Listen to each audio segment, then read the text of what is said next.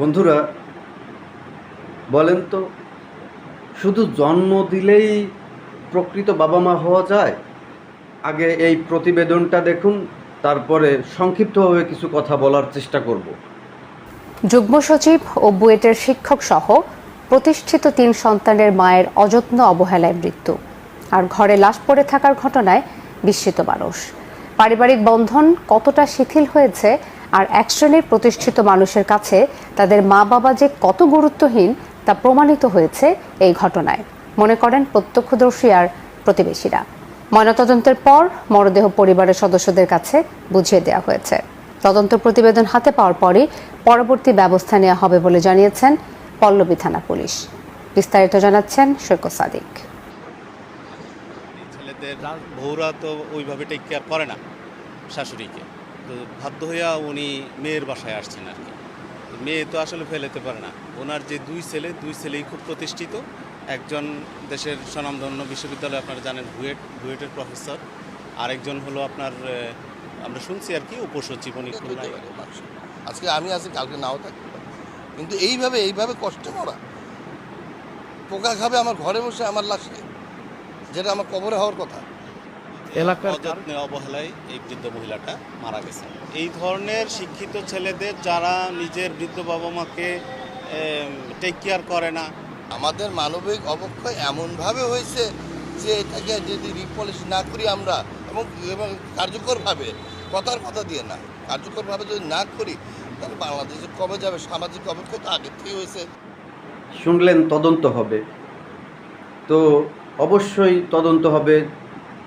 তো আমি বলবো তদন্তর সাথে এই মায়ের অতীতটাকেও একটু আমাদের সামনে তুলে ধরার। কারণ আমার জানা মতে আমারই বাড়ির পাশের একটা মেয়ে তার 6 মাসের একটা দুধের বাচ্চা রেখে সে ইন্ডিয়ায় চলে গিয়ে অন্য জায়গায় বিয়ে করছে।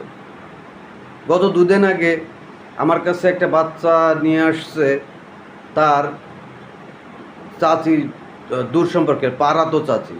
তো বলছে যে এর মা অন্যত্র চলে গেছে, এই বাচ্চাটাকে রেখে প্রচণ্ড জ্বর নিয়ে আসছিল।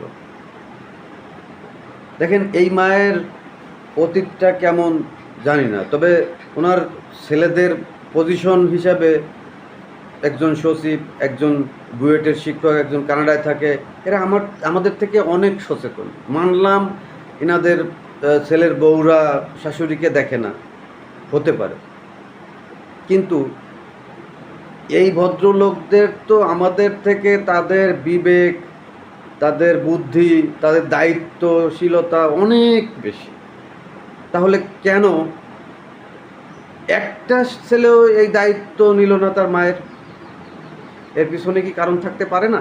দেখি আপনাদের চারপাশে কি এরকম কোনো ঘটনা কখনো দেখেন নাই যে মা তার সন্তানকে রেখে অন্যত্র চলে গেছে, বাবা 2-4টা বিয়ে করে প্রত্যেক জায়গায় 2টা-1টা বাচ্চা রেখে তাদের জীবনে কোনোদিন খোঁজ খবর নেয় নাই?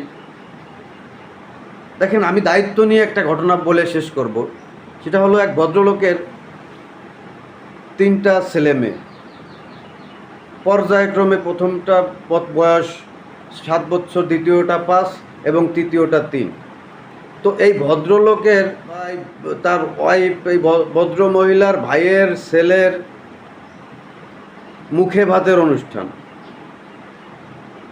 এই মুখে ভাতের অনুষ্ঠানে এই 3টা বাচ্চাকে রেখে 3 দিনের পর, তখন কোনো গাড়ি ছিল না, এইখান থেকে বরিশাল যেতে লঞ্চে একদিন যেতে লাগতো, আসতে একদিন, আর মাঝে অনুষ্ঠানের একদিন। তো আপনারা একটু ভাবেন যে এই রকম 3টা বাচ্চাকে একেবারে তার ফুফু, খালা, দাদা, দাদি, চাচা, চাচি কাউকে না জানিয়ে এই বাচ্চা 3টাকে ঘুমের ভিতর ঘুম করায় রাখা তারপরে তারা ওই অনুষ্ঠানে যোগদান করে সেই বাবা মা।